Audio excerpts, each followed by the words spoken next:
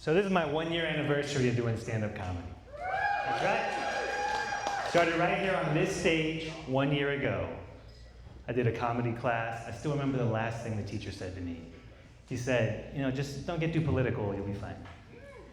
So I was at city council the other night. No, I thought it was important to give public testimony. And I don't know if anyone's ever done it, but this is how it works. Right? They give you 3 minutes to talk, and then they light you at 30 seconds. I don't want to get too political, but I just got to say, that's the hardest open mic in Spokane. I was dying up there. No laughs. Like, I have never bombed that hard. Right? I didn't even know it was possible to bomb as hard as Israel. Yeah, it was brutal. It was like bombing a hospital.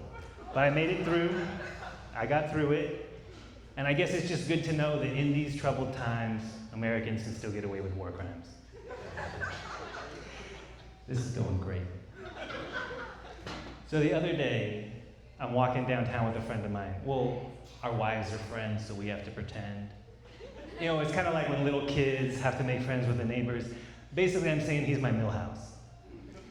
And he points at this guy and he says, look at this disgusting zombie. And I look, and it's this guy. And he's just doing the fentanyl fold. And I'm like, do better, my dude. Right? Pretend it's a person. That's a person. In fact, that's a successful person. That's someone who just finished their to-do list. I work 3 jobs, okay? I have twins. I am dying to have that feeling.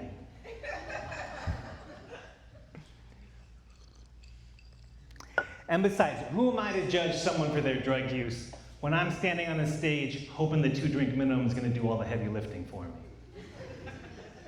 But it is bad out there, right? I don't want to make light of that. I work street medicine. I'm a doctor. I work street medicine. And we were out at this encampment in the woods. It's a beat-up old RV. And as we approached, this guy came out.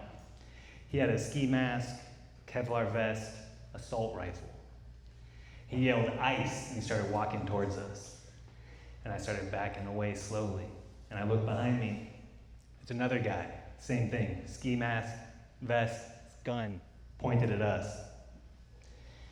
And I told my MA, I said, get behind me, like I could protect her or something. And this guy's still coming forward. He yells, "Ice," again, and he reaches for something on his belt. And, I've had guns pointed at me 5 times in my life. Right? The first was by my idiot friend Chris Irving in high school. But the other 4 were all by the police. And when, again, I don't want to get too political, but I have never been that scared before, okay? Because, look, I know that I'm a citizen, okay? But really, these guys can do whatever they want. And as that started to set in, the guy came up to us and he held out his hand, and there were little baggies in it. He said, "Ice. You want to buy some ice?" Oh my God, thank God. I thought I was never going to see my kids again. Right? I gave him a hug. I was like, "Oh God, thank you, man. You had me so scared, but you're just a meth cook." And he was like, "We prefer job creator." And I was like, "All right, I get it. I'm a doctor. Game recognizes game." Not to get too political. Anyway, happy anniversary, Spokane.